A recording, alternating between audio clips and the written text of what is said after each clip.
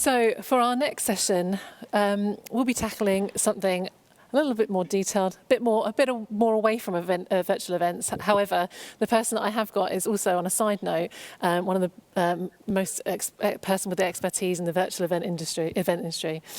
But 2020 has thrown up so many important questions in our society, not just here in the UK, but around the world. And people are returning with great expectations. In our next normal, people will be looking to buy from brands who align with their own personal belief systems, and that also includes attending events. Diversity inclusion in our events and our events businesses is going to be one of those elements that is under the microscope from our attendees and indeed our customers.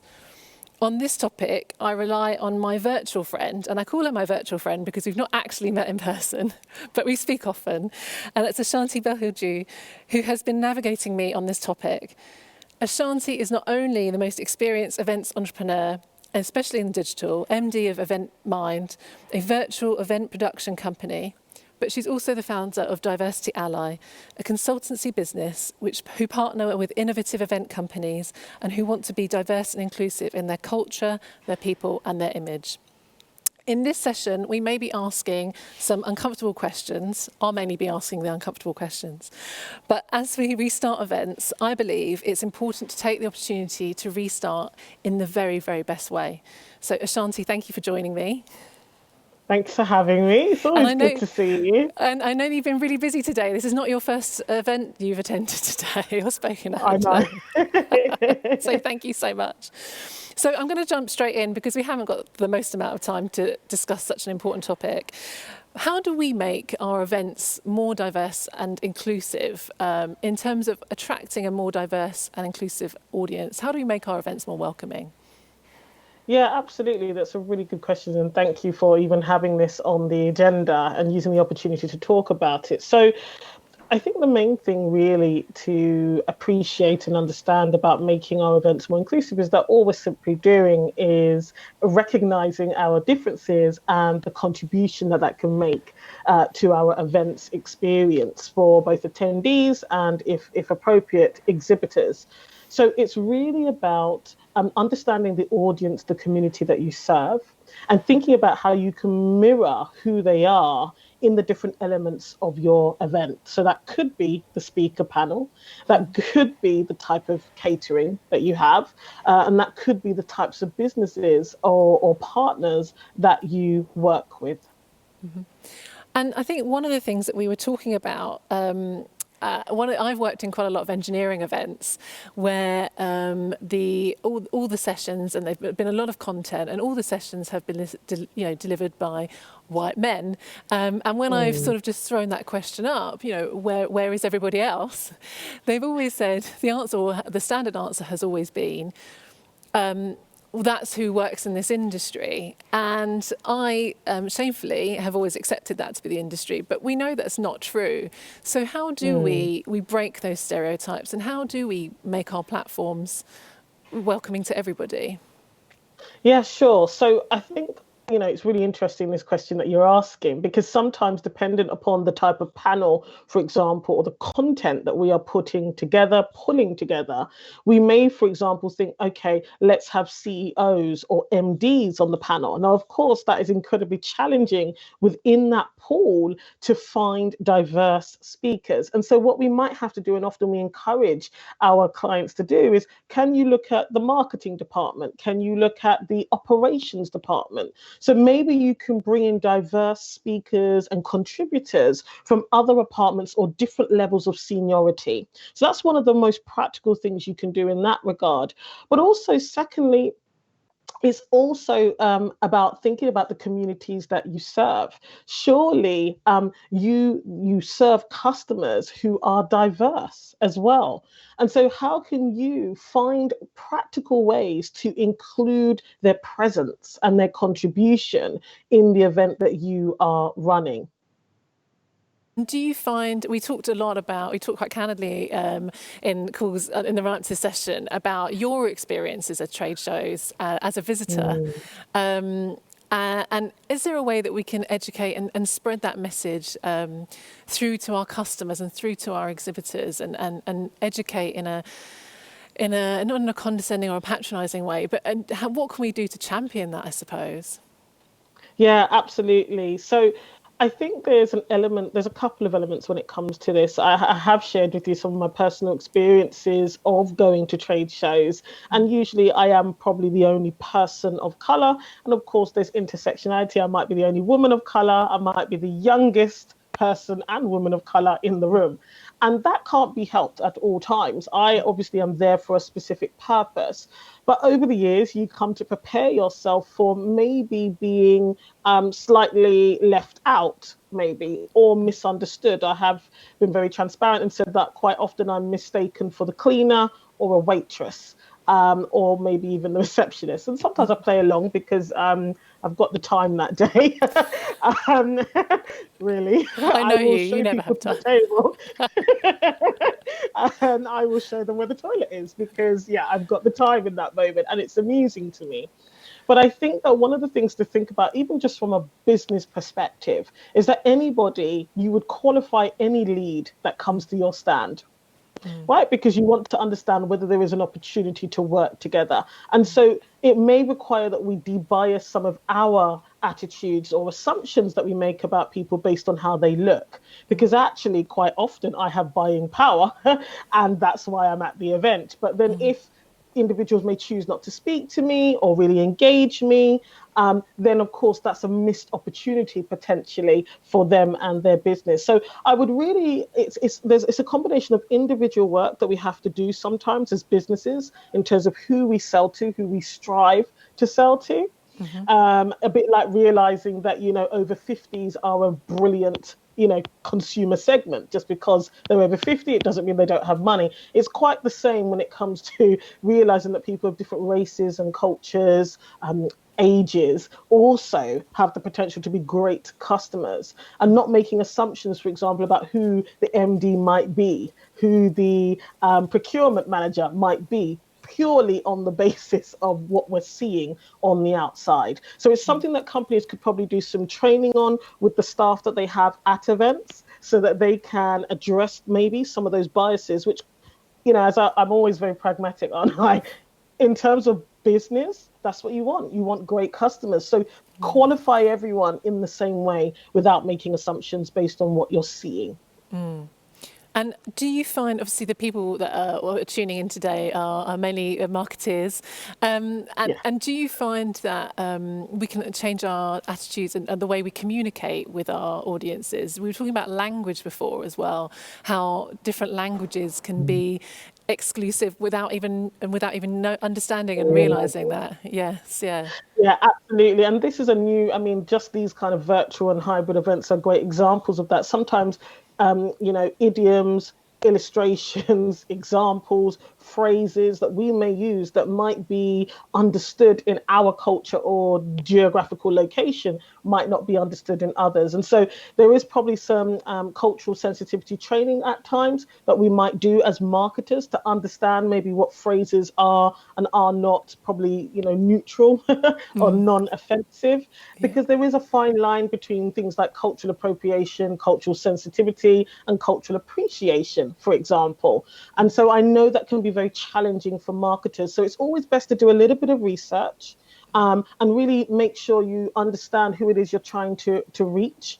And it is a fine balance. I can appreciate it, but you don't want to be condescending or patronizing when you are, putting out marketing content.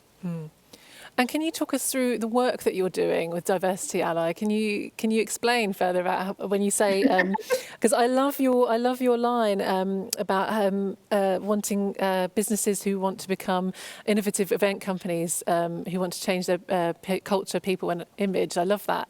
So could you explain more about what your business is doing? Sure. So I love, obviously, the events industry. And I think that given the amount of and the variety of sectors that we add value to, it really has a chance as an industry to be a model industry when it comes to diversity and inclusion. And so, what we are striving to do is help events companies to recognize how they, within their sphere of influence, can be more diverse in their culture, their image, and their people. So, that could be the way you market to your audience, that could be representation within your own company. And that could also, of course, mean ensuring that you are creating more inclusivity. You and I have talked about how important it is to be inclusive of disabled persons, for example, at events. These things are super, super important because ultimately, if you're trying to build strong connections with your community, especially if they're a paying community, then you absolutely have to think about how you can make them feel valued. So at Diversity Ally, we do some very practical things. We have a guide that is completely free, specifically for the events industry, that really takes businesses through our global benchmarks that can help them move the needle when it comes to diversity in specific areas like hiring and recruiting, company culture, leadership, and also suppliers and partners. And you'd be really surprised. There are some quick wins. I always say that, just diversifying your supply chain, for example, is a really impactful thing you can do to promote and support more diversity and inclusion within our industry.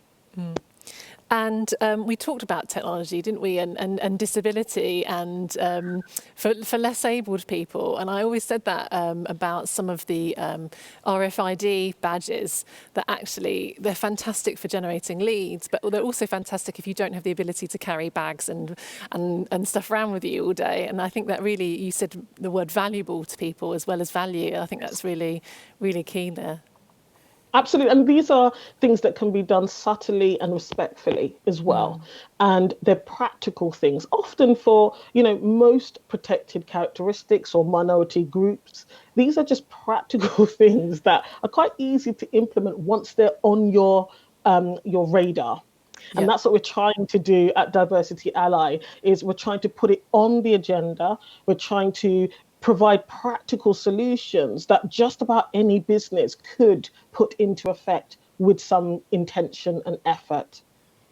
One of the things that one of the really big tips that you gave me for something that we were working on recently was to reach out to BAME groups in our own industries. And all industries have BAME groups, or pretty much all industries have BAME groups. And I gave that advice to somebody else, and they replied back and said that they had a really, really positive reply and positive response, and had seen such a broadening of their audience. Absolutely. Yeah. And as I said to you, it's all about just being transparent, because ultimately, when you're going into a partnership, whether a commercial or otherwise, it is about building trust and also thinking about what's mutually beneficial. And it's no different in this area. Look carefully at what communities, networks, platforms exist within the groups that you're trying to attract, within the groups that you would like to involve more in your events, in whatever capacity.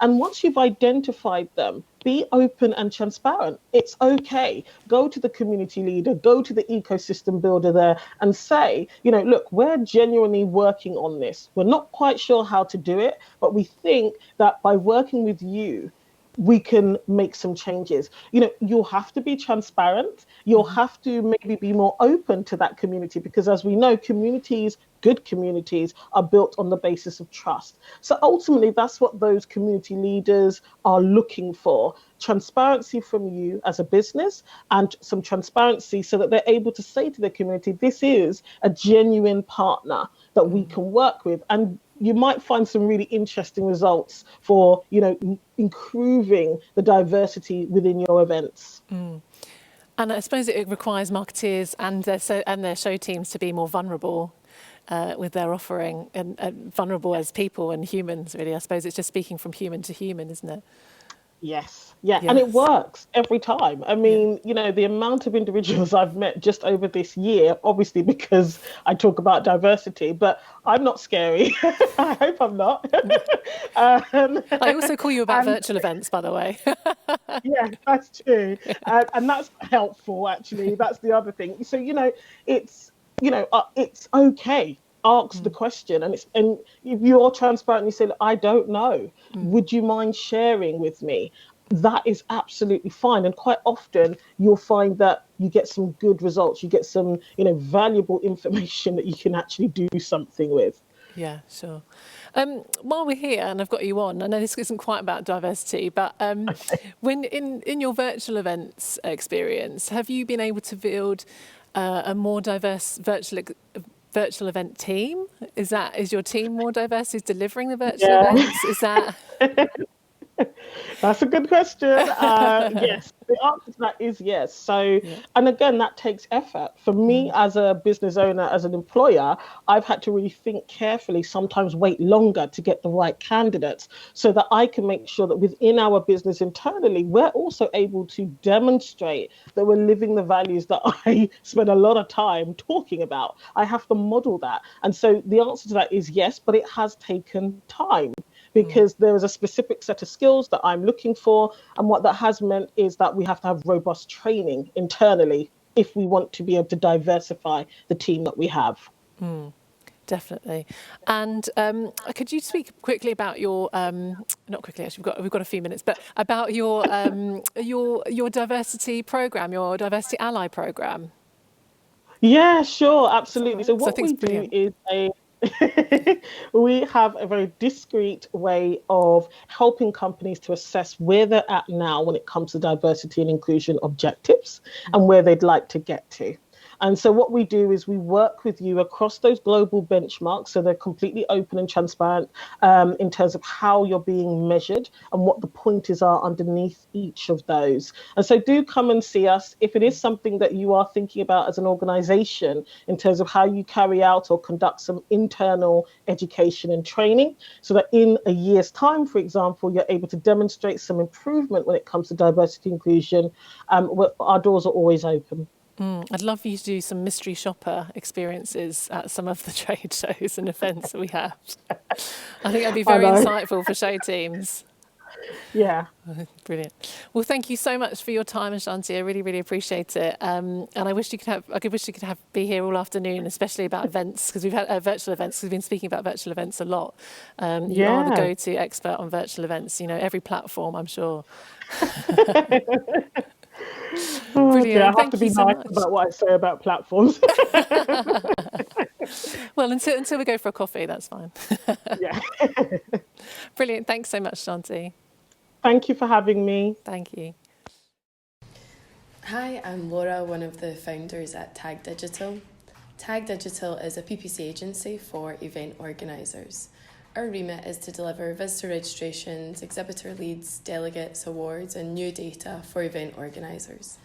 We work in campaigns all over the world for organisers like Informa, Mesa Frankfurt, Dubai World Trade Centre, Essential, ITE and lots more.